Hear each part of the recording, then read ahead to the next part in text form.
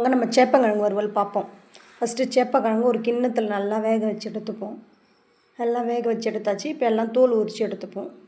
குக்கரில் வேக வைக்காதீங்க, குழஞ்சிடும். அதனால் நம்ம கிண்ணத்துலேயே வேக வச்சு எடுத்துப்போம். இப்போ எல்லாம் வேக வச்சு எடுத்தாச்சு.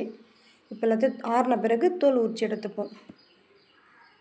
உரித்து முடிச்சுட்டு இப்போ ரவுண்டாக கட் பண்ணி வச்சுக்கலாம். இதை எல்லாத்தையும் ரவுண்டாக கட் பண்ணி வச்சுக்கலாம்.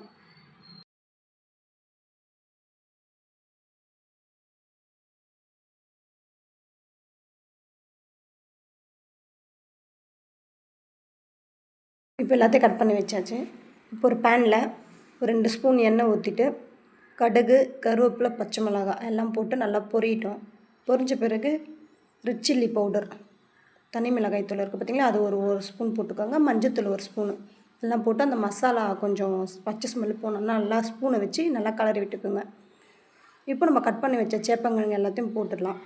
போட்டு இதுவும் நல்லா மிக்ஸ் ஆகணும். அதில் அந்த காரத்து கூட எல்லாம் மிக்ஸ் பண்ணியாச்சு. ஒரு ஸ்பூனை வச்சு நல்லா கலரி விட்டு எல்லாம் ஸ்லோவாக வச்சு பண்ணுங்கள், ஸ்பீடில் பண்ணாதீங்க. ஸ்லோவாக பண்ணி முடிச்சுட்டு அப்புறம் 1 ஸ்பூனு அரிசி மாவு, கொஞ்சமாக இந்த டைமில் தான் உப்பு போடணும். உப்பு போட்டு எல்லாத்தையும் நல்லா கொஞ்சம் ஃப்ரை பண்ணி வச்சுப்போம். எல்லாம் முடிஞ்சிச்சு. அப்போ தான் நல்லா முறுமுறுப்பாக இருக்கும். அரிசி மாவு போட்டிங்கன்னா 2 நிமிஷம் அப்படியே விட்டிங்கன்னா நல்லா சேப்பங்கிழங்கு முறுமுறுன்னு ரெடி. நீங்களும் செஞ்சு பாருங்கள்.